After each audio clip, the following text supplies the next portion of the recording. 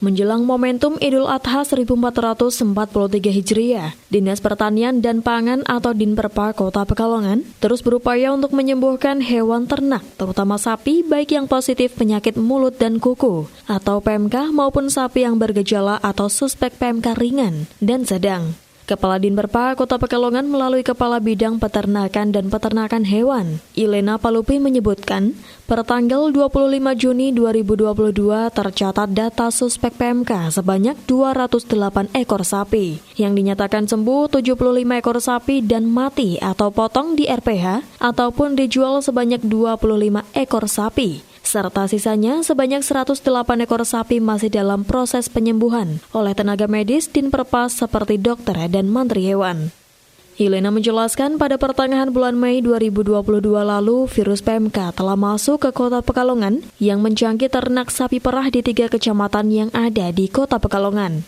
Untuk mengatasi hal tersebut, Kota Pekalongan juga sudah mendapatkan alokasi vaksin PMK dari pemerintah pusat melalui pemerintah Provinsi Jawa Tengah sebanyak 100 dosis vaksin yang diprioritaskan untuk sapi perah.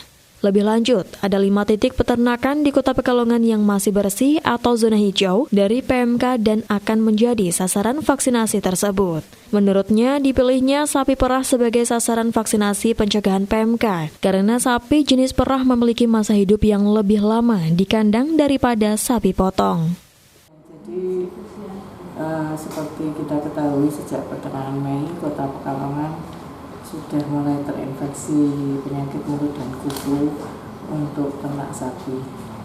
Awalnya sapi perah, kemudian berkembang ke sapi potong yang sudah ada 3 kecamatan yang terinfeksi.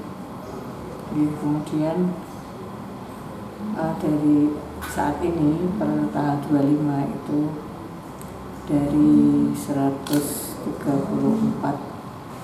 ekor yang terinfeksi sudah sembuh 68 ekor. Jadi ada perkembangan yang membaik, yang positif. Sedangkan pada hari Jumat kemarin saya rapat di provinsi sekaligus menerima bantuan vaksin PMK sebanyak 100 dosis untuk 100 ekor sapi. Kemudian vaksin ini diutamakan adalah wilayah pembibitan terutama di Jawa Tengah, kabupaten-kabupaten yang besar sentra ternak itu yang diutamakan. Kami yang populasinya relatif kecil hanya 100 dosis. Dari kebutuhan kami sebenarnya 200 dosis untuk tahap pertama.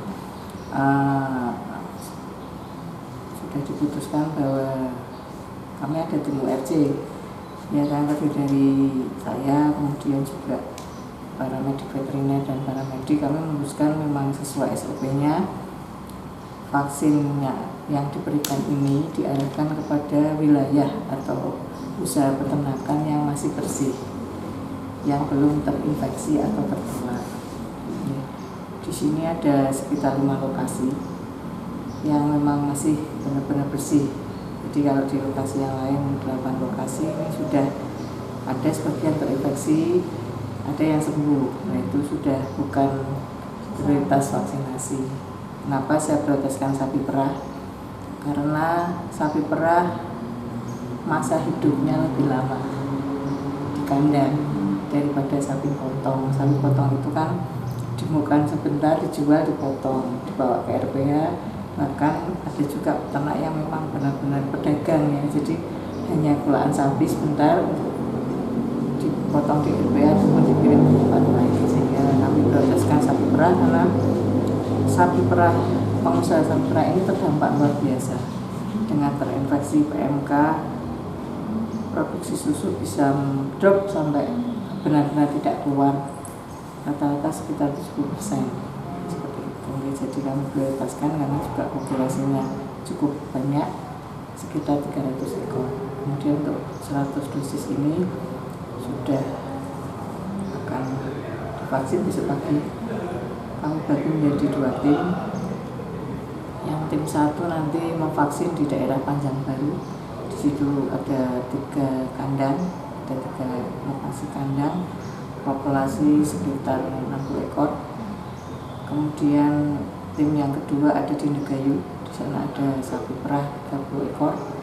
Kemudian sisanya akan ke selatan, di sana ada peternak yang cukup besar di Guripan Yosorjo, sehingga sudah selesai 100 ekor besok pagi, karena kami targetnya sebelum tanggal 2 Juli sudah harus selesai vaksin seluruh Indonesia.